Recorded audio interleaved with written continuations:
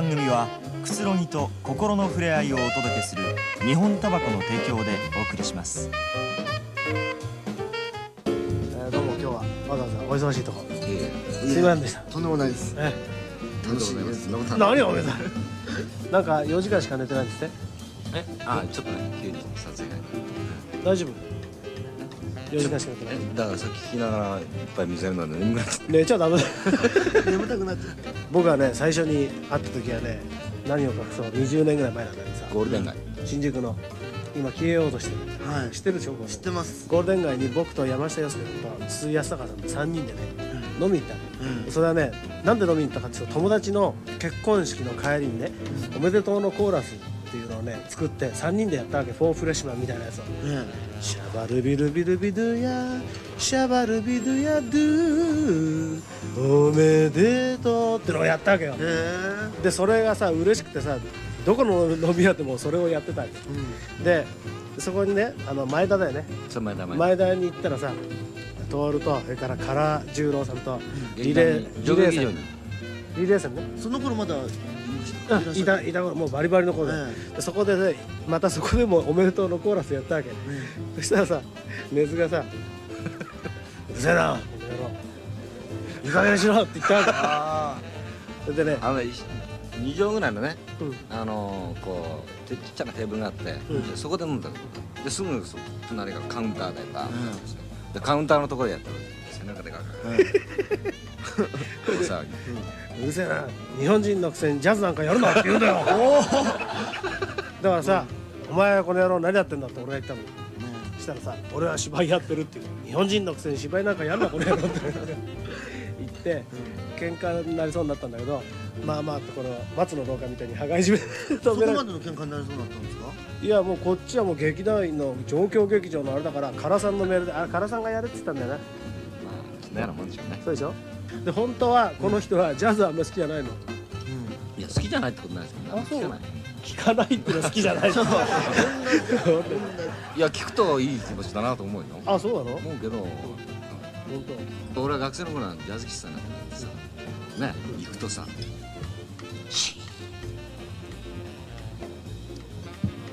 ね、ノート整理とか喋っちゃいけないんだよね。そうなんだよ。傘とか飲み物をカチャなんてこともいけないんですよ。怖いですよね。上野に伊藤っていう喫茶店があるのに、会話が全然できないっていう、そのジャズ喫茶でコーヒー注文するのどうするの？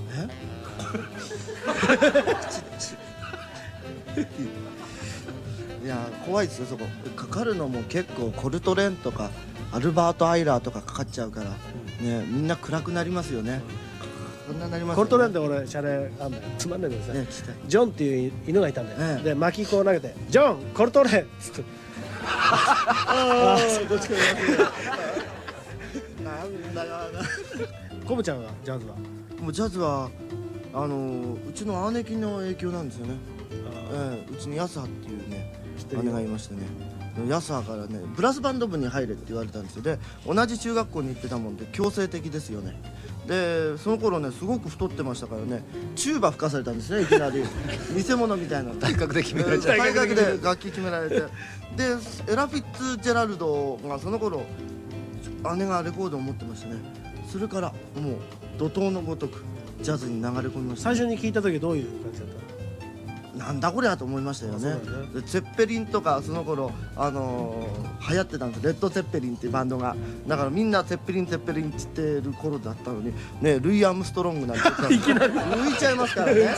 話合わなくなっちゃうから、だからまあそう表看板はツェッペリンに添えて、だからルイ・アームストロングとかコルトレーンとか聴き始めましたよね。なんとなくうちの親父にすごくサッチモがね近いあったかさがあったから、なんだかテクニックとかすごくできてるのに道化者みたいなこと言われてたけども、すごくいい音楽してたから、ああかっこいいなと思ってね。お父さんジャズ好きなの？大好きでした。あら、デューク・エリントンとかね、すすごく、あとオペラも歌ってました。誰が？うちの親父なんとかのセレダーデとかね、モーツァルトとかね、ハイドンとかねはいどう歌ってた。芸大の近くでしたからね。ああ上野な。そう別に関係ないんですけどもねでも音楽が好きでねカラヤンとかね、好きでしたよ。大阪にカラヤンっていうこういう好きやがしやあいやシャレしか考えてないから。いやいやいいんですね。セクシーな音がね、そうでしょ。セクシーそうでしょですねっていうことで、そういうの目指してるでしょやっぱり。目指してるっていうかね、気分入れて、ね、こうさ気分入れないとなんか何も出てこないわけだから気持ち入れるじゃない。ずーっと気持ち入れるとほら自分の知らないフレーズが出てくるわけ、ジャズの場合ね。でそれが面白いわけよ僕はね。だからほら一生懸命まあ勉強もあんまりしないけどさ、勉強して覚えていや覚えたフレーズをね、これ落語と似てんだよ、そのままプーって吹くじゃない、そう面白くないんだよ、なんかこう湧き出てくるようにこうしたいわけだから、それにはね気分入れるのが一番だ。でも誠一さんが吹いてる姿なかなかやっぱり音とかっこいいですね。そうでしょ。かっこいい。サッチモみたいな。いやかっこいい、むちゃくちゃかっこいいですよ。ありがとう。でコブちゃんが女だったらな、しかし。